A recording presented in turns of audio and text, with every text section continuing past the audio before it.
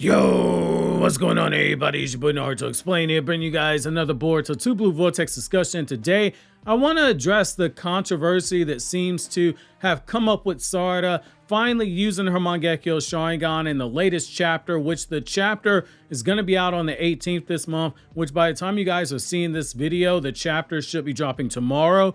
As of this recording, the raw scans, they are not out, which means that the chapter review is likely going to drop a couple of days after the official release, since the chapter review editor is going to need a couple of days to maintain the quality that you guys have been getting with the chapter reviews for 2 Blue Vortex. So I thank you in advance for your patience and your understanding, because every time I don't say that, there's always someone asking, where's the chapter review? So I want to go ahead, I just want to step into it right away and say, I don't just disagree with people complaining about the story, quote, taking too long, end quote, to show us Sarada's Mangekyou Sharingan. I vehemently disagree with that line of thinking. I think some of it has to do with there are people who do not like the 30-day wait period. It might be skewing their perception of things, which I'll touch on that later. But I think the other part is simply put, it's impatience. For an ability that has a high burnout rate when it's used and abused, and most importantly, it's also about payoff. Ever since she first awakened the Mangekyou back in 2023, I said do not be shocked if Ikimoto takes a page out of Naruto's book, where we went from a year being removed after Sasuke awakened his Mangekyou Sharingan, and we still had not seen all of his powers. Adjust a weekly manga for monthly and you go from 1 year to 2 years, which is exactly where we're at. However, let's go deeper here and hopefully have a great multi-layered discussion on why Sarada's delayed use of the Mangekyou Sharingan in Boruto 2 Blue Vortex chapter 20 was a narratively sound decision. And I'm going to break it down step by step. I'm going to address the build-up. I'm going to use the in-universe logic. I'm going to look at the thematic significance of what we're getting. I'm going to look at the real-world publishing format. And I'm also going to look at Buddhist parallels because they're right there in your face if you know anything about Buddhism. So why delaying Sarada's Mangekyou Sharingan was the right choice is the first thing we have to look at. So the building proper payoff through a narrative progression is what you have to look at. Sarada awakened the Mangekyou Sharingan during the Omnipotence event, triggered by her despair over Naruto's presumed death and the helplessness of watching Boruto, someone she deeply loved, be falsely framed for the death of his father and being hunted down by her father, someone who Boruto admired. Her awakening was an emotional and thematic moment, but using the power recklessly at any point afterwards, it would have diluted its significance. The narrative needed to ensure that when she finally wielded the Mangekyou, it felt earned rather than gratuitous. So the first opportunity, for example, is against Code. Boruto's intervention stopped this fight before she could even act. This was not a wasted moment because the story needed to establish Code's threat level while most importantly reinforcing Boruto's growth. We needed to see Boruto come back and make a fool out of a beyond Jigen level threat.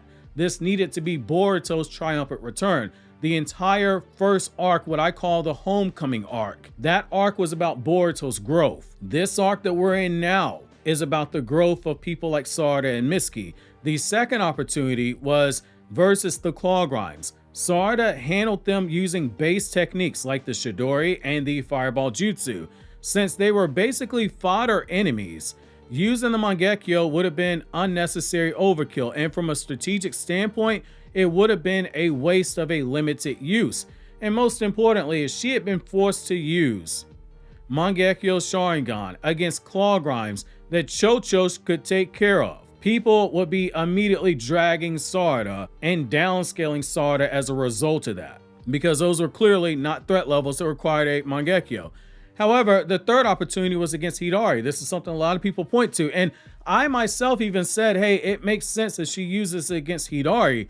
However, that's always with the caveat that that is a final battle with Hidari that results in Hidari being defeated. Sarada, when you read that chapter very closely when she fights Hidari, she believed her Chidori had already landed a fatal blow on him. Before she had time to reconsider her assumption, she was immobilized. A lot of fans overlooked the fact that she literally could not move due to the paralysis from Hidari's counterattack from Chidori that he was able to use, because Sumire says, "Hey Sarada, I think he's after you." Sarada takes her eyes off of Hidari. Hidari's able to use that Rinnegan of his. He plants a claw mark that was not behind her. Before that, all of a sudden the claw mark's behind her, and Hidari does a Chidori and tags her.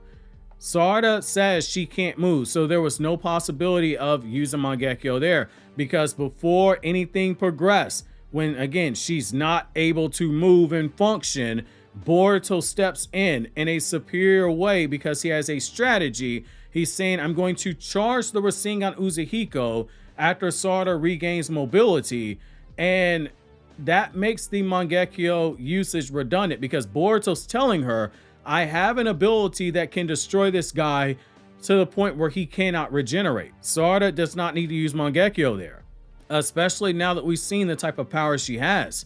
It's better to allow Boruto to use a jutsu he is confident in. That is teamwork, something that the Naruto franchise is built fundamentally on. It is a cornerstone. Now, the fourth opportunity is against Ryu, and initially we're talking about the early fight. With that lodestone ceiling blade countering Iron Sand, there was no need to escalate to Mangekyou. She was being rushed towards Yodo, and before anything else could happen, Ryu stepped in with that sword. Sarada used strategy at first, as any skilled shinobi would do. There's no need for her to use that power when Ryu already is being countered by Araya, who has a sword that is able to counteract what he's doing. It's better not to waste your power on an enemy like that when there's already somebody who can use a similar countermeasure that you are in possession of. Only in your case, the more times you use it, the quicker you lose it. Thus, every moment prior to what we're getting right now, it was not the right moment, because either the threat was manageable with lesser techniques, there was a plan in place that made the Mangekyou unnecessary, Sarada could not physically activate it in one scenario because, again, she could not control her body, and in the fourth one, the story was building towards a more satisfying moment, which is what we ultimately got.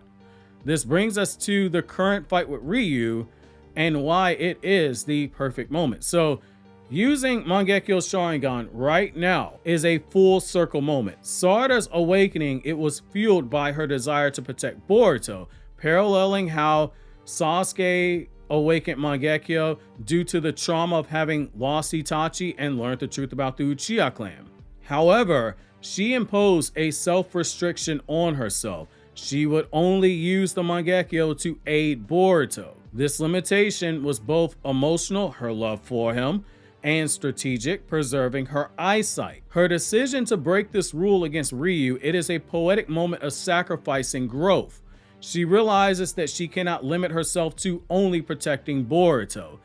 The team right now, it is out of options. She must act for the sake of her comrades. By abandoning this rule, especially after being called out on it by Yodo, who is telling her, "I know you have a hidden power inside of you. It's okay to use it, and it's also okay for you to only want to use it for the person you care for." But she's basically saying like, "Hey, fam, you need to act now."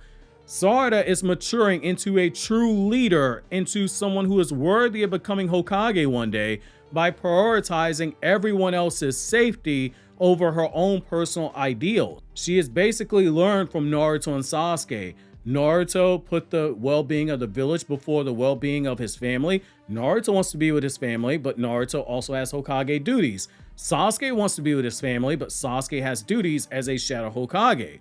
This moment also mirrors Naruto's growth in Naruto Shippuden, because Naruto learned that protecting loved ones means extending protection to everyone, not just one person. Sarada choosing to use the Mangekyou now is a defining step in her Hokage journey, and I think that's something that's not being appreciated enough. There's also the strategic need to preserve the Mangekyou's usage. The Mangekyou Sharingan has a built-in consequence. Overuse leads to blindness. There is no getting around that. Wasting it against minor threats like fans were screaming for for the last 2 years. Use it against the claw grinds. We need to see it. That's why you don't do it, because it leads to deterioration. And as of right now, she has no way to get a Eternal Mangekyou Sharingan. I've done a video talking about how that could apply with Sasuke's eye, not eyes, but eye, which I'll leave that linked in the description box if I can find the video. If not, just go on the Naruto Explained channel page, use the search bar, type in Eternal Mangekyou Sharingan Sarada, and the video will pop up. But as of right now, there is no Byakugo seal. There's no confirmation that Byakugo seal could reverse any damage done to her eyes, which means that as of right now, we have to operate on what we do know she has, which is Mangekyou. And because she only has Mangekyou that is confirmed, using it is not something that she can just do carelessly. Holding off on using it is not an oversight. It was smart warfare. Consider past Mangekyou Sharingan users. I've used this example before. Sasuke, yes, he was put into positions where he had to use Mangekyou because Obito was purposely trying to burn his Mangekyou Sharingan out by making him fight so many high-level Kage-level shinobi back-to-back. But Sasuke, of his own volition, used it on a low-level Cloud Ninja to interrogate to get information for Killer Bee. Then when you look at people like Itachi and Madara, it's the same thing. They lost their light, but Itachi at least understood to use his Mangekyou sparingly, and he was able to maintain Mangekyou Sharingan for almost a decade. Sarada is following a more careful approach, and it shows that she is learning from past Uchiha history rather than repeating the mistakes of her clansmen. You also have Buddhist parallels.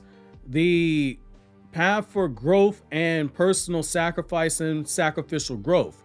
So in Buddhism, self-imposed rules, precepts, often serve as training for discipline, but true enlightenment, which is something that characters who have six paths connections are seeking for, and Boruto is a story about rising above six paths. Characters who are seeking enlightenment sometimes require breaking rigid attachments and their self-imposed rules for the greater good itself.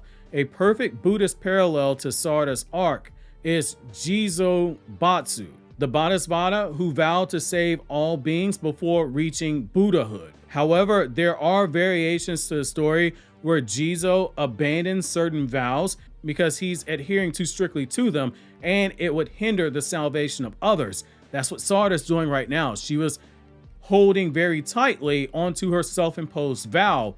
She needs to remove it to lead her teammates to salvation. Salvation obviously being them surviving this battle against Ryu. Sarada also mirrors this by initially believing her Mangekyou could only be used for Boruto's sake, but ultimately realizing that she needs to break this rule if she wants to become a Hokage worth being Hokage. As Hokage, she has to protect everyone, not just Boruto.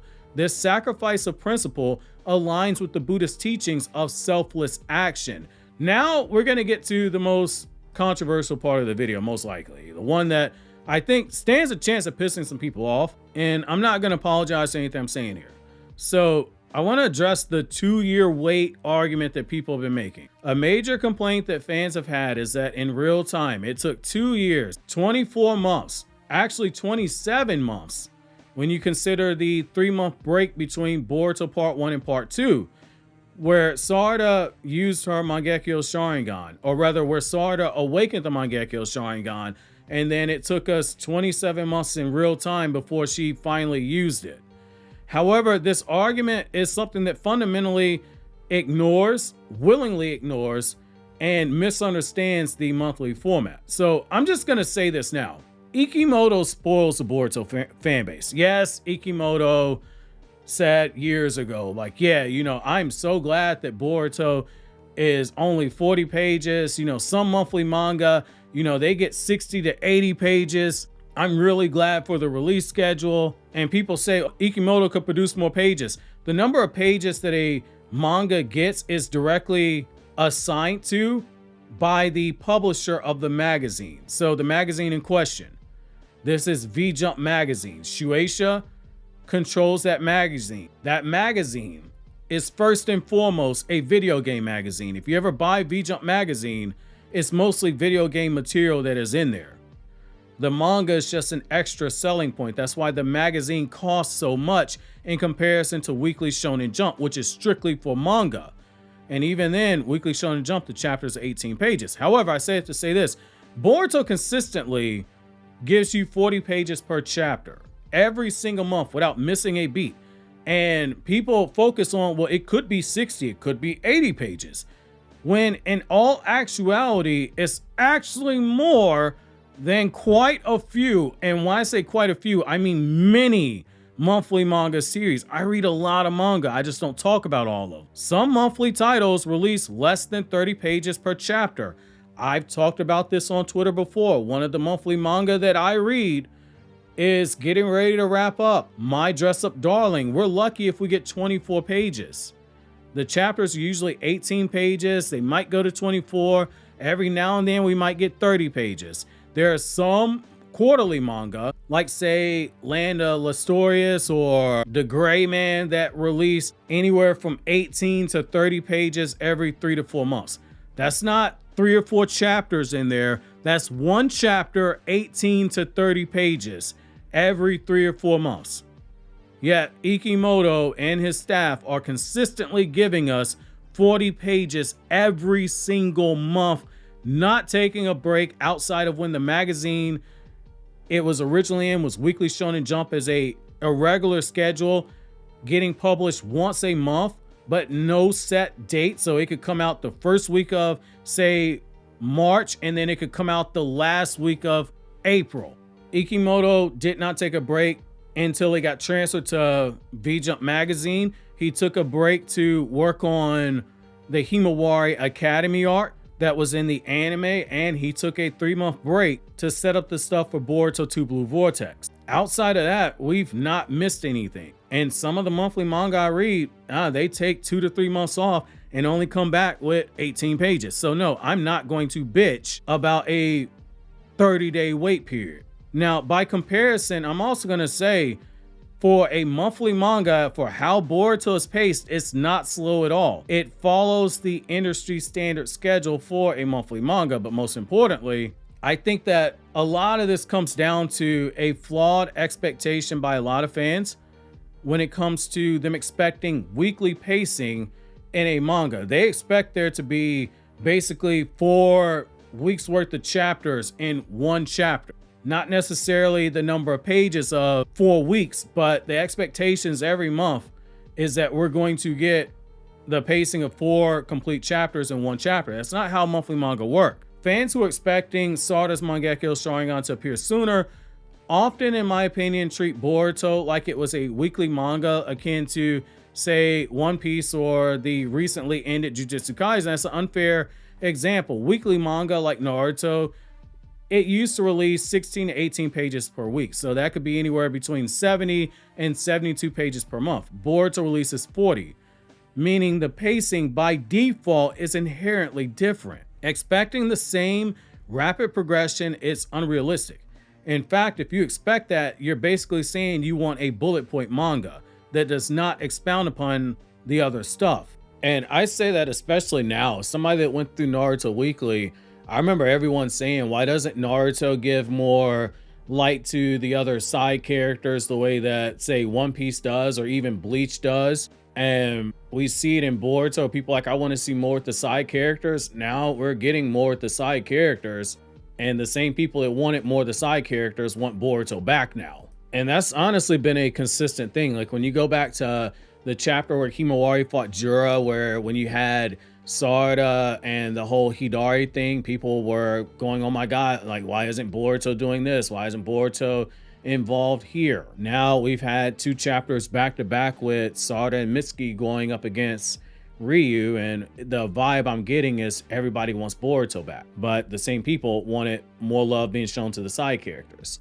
But that's irrelevant. The thing I would kind of challenge on that is if you go back and look at chapters 13 up to chapter 20 and you go back and do a reread, there's been quite a bit of expansion of world building. And world building is not going to new cities and etc. World building is stuff like lore expansion and explanation for new things. There's been quite a bit there if you sit down and you write down what happens in every chapter. There's quite a bit. It just doesn't feel like as much because you're waiting 30 days. That's more of a reader problem than a story problem. If Boruto were a weekly series, then yes, Sarada's Mangekyou would have appeared between 6 months to a year in time. That's not an unreasonable time frame. It's not unreasonable at all. But I'm not going to sit here and drag people for it. I know for a lot of people, based on my conversations with a lot of you guys in the comment section, a lot of you transferred over from watching Boruto's anime weekly, and so you got into the manga. So it is what it is. You went from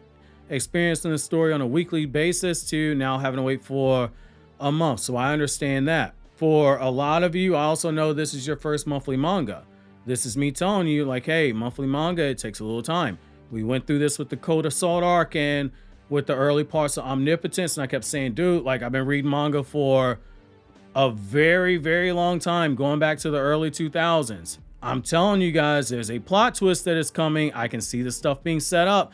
Lo and behold, Omnipotence happened, and then the last 3 chapters of part 1, it was foot on the gas, and then we started Boruto 2 Blue Vortex off with an extremely fast pacing. Stuff like that has to happen. You have to go through setup in order to get to those moments. That's why I compared it to Search of Tsunade arc.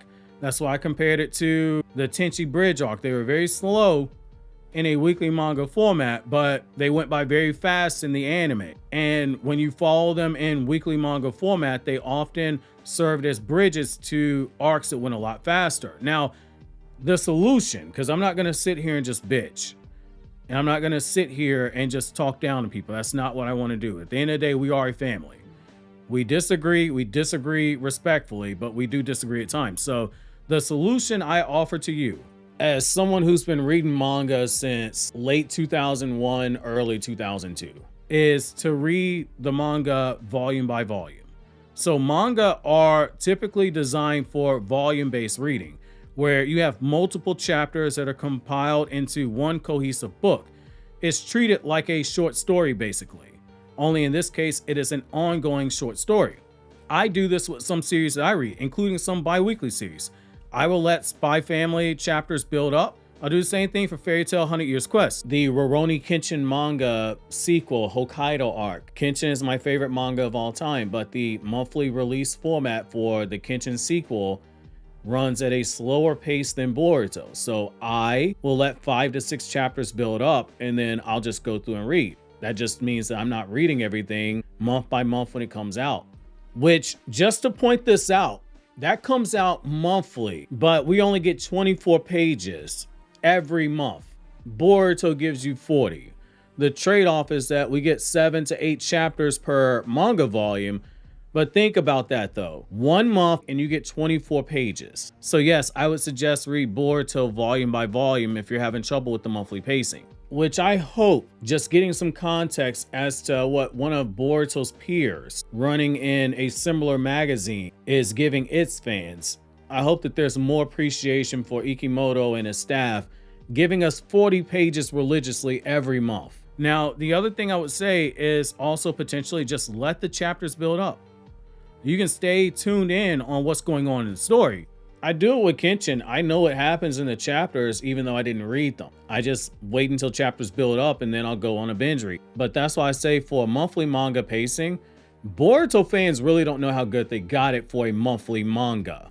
Like, some of you guys would have absolutely groaned going through Attack on Titan, especially during the slower parts. Everyone remembers the fast parts of Attack on Titan, but there are some slow parts too. Attack on Titan was a monthly manga just like Boruto. And I know a lot of people started getting into anime and manga when there was a boom because of COVID. And a lot of people started consuming completed series, or they jumped into weekly series because weekly series tend to be gateway shonen. You can't consume an ongoing product the same way that you do a completed product. And you can't consume a monthly manga the same way you do a weekly. To bring this back around to Sarada, I think Ikimoto made the right choice waiting to display her Mangekyou Sharingan. We needed it under a proper scenario, under a scenario with the maximum payoff. Right now, being forced to use it when all hope seems like it is lost, being forced to use it when she's being put in a position to break her own self-imposed vows, where she only wanted to use this power to protect Boruto. It is a stepping stone for someone who wants to be Hokage one day, to realize that she has to sacrifice things that she held dear, her own personal values, in order to protect those close to her. This is going back to themes from Naruto. I like the delayed payoff for it. I know people were excited. They wanted to see the eye. They wanted to see in action, but look at the fights we had. There was no reason for her to use it at those points. There is a reason now. It's what you hear me say repeatedly. It's called a delayed payoff. It's not TikTok. It's not YouTube Shorts.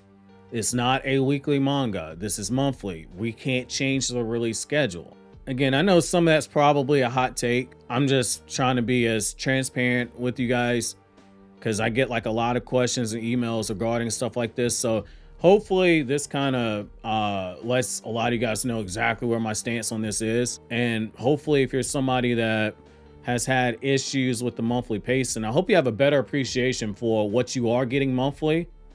Because again, we could be getting 24 pages like several monthly manga get. And if you're not somebody that wants to wait for the anime to return, or where you get the episodes on a weekly basis and the anime covers 1.5 to 2 chapters per episode, I suggest letting the chapters build up and read them every 4 months or so. Which, if you want to learn more about how Boruto compares to some of its other counterparts, in particular with sales and magazines, etc., you'll want to click this video here on the left, or you want to click up top for this video from my Everything One Piece Explained channel, where I'm reviewing the series blindly in a podcast style format, or click here on the right for this video from my Anime Explained channel, where I talk about non-Naruto content.